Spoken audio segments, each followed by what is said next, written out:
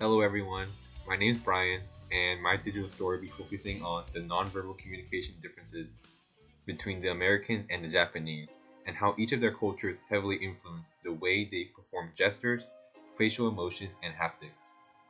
First, let's define nonverbal communication. It is behaviors and characteristics that help convey meaning without the use of voice. Usually you use nonverbal communication alongside verbal messages to help.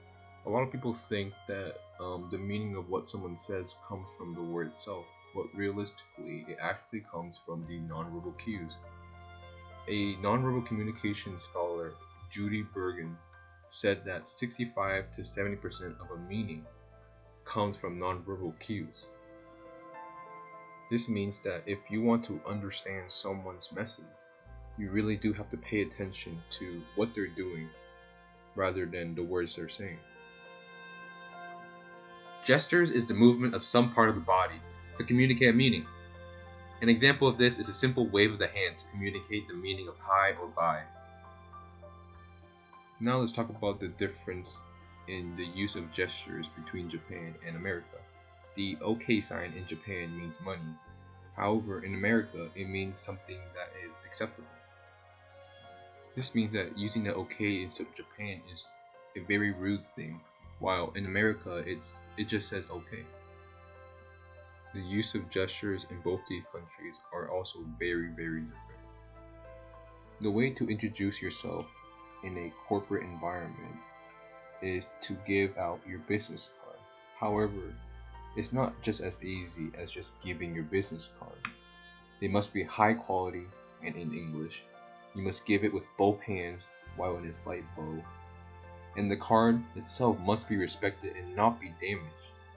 Another thing that's different in Japan is that you must be waited to be introduced and bow before shaking hands. The way to introduce yourself in America is just a firm handshake. Another difference between these two countries in terms of gestures is the use of devil's horns. Using the devil's horns in Japan means anger, while in America you use devil horns at rock shows. Next, I'd like to talk about facial emotions.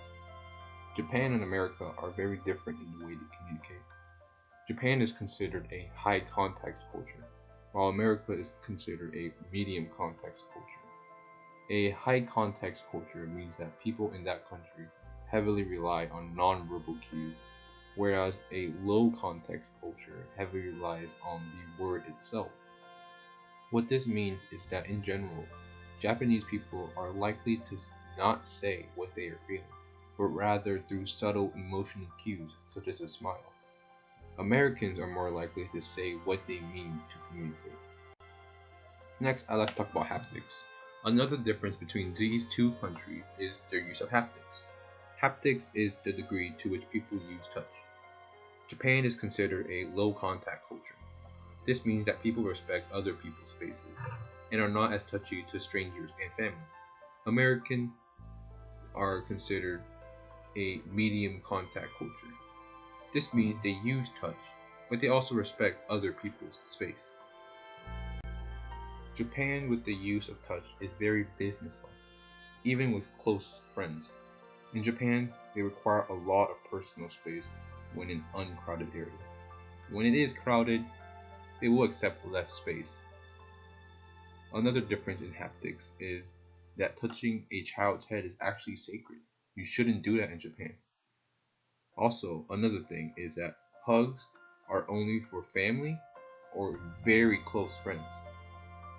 Another difference is that people here do not stand close to each other when speaking to each other, unless you are very close. In America, touching a child's head is very common. In general, America is very lenient with how we use touch in interactions. It is common to hug or pat someone's back and shake friends' hands. People here like to be close in terms of space and friendships.